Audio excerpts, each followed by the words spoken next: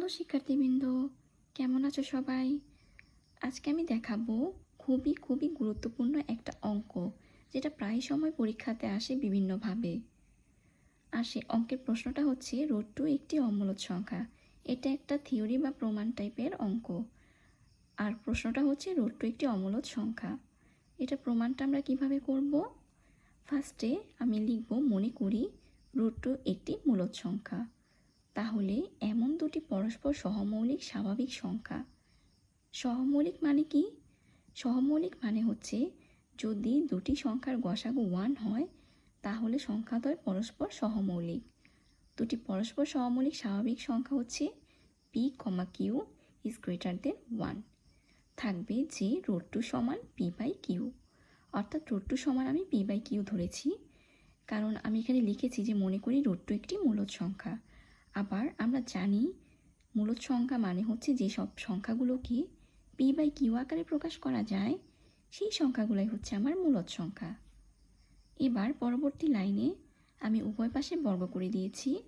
√2কে বর্গ করলে হবে 2, p/qকে বর্গ করলে হবে p²/q²। এবার উভয় পাশে আমি q দ্বারা গুণ করব। q দ্বারা গুণ করলে হবে 2q এবং p² × q / q² কাটাকাটি করে নিচে একটা q, অর্থাৎ p²/q হবে। স্পষ্টত 2q পূর্ণ সংখ্যা, অর্থাৎ এটা একটি পূর্ণ সংখ্যা, কারণ কিউর জায়গায় 1 হোক, 2 হোক, 3 হোক, যাই হোক এটা একটা পূর্ণ সংখ্যা। কিন্তু p²/q কিন্তু পূর্ণ সংখ্যা নয়, কারণ p এবং q স্বাভাবিক সংখ্যা এবং পরস্পর সহমৌলিক। প্রথমেই বলেছি সহমৌলিক, এবং q 1 অপেক্ষা বড়। এই যে q হচ্ছে 1 অপেক্ষা বড়। তো সুতরাং 2q এবং p²/q সমান হতে পারে না, অর্থাৎ 2q is not equal p²/q। তো √2কে p/q আকারে প্রকাশ করা যাবে না, অর্থাৎ √2 is not equal p/q।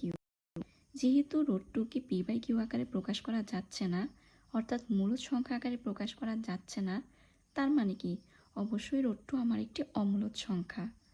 এই হচ্ছে সুতরাং √2 একটি অমূলদ সংখ্যা। এই হচ্ছে প্রমাণ। তোমরা কিন্তু এটা বাসায় ভালোভাবে করবে, আর এটা পরীক্ষার জন্য খুবই ইম্পর্টেন্ট।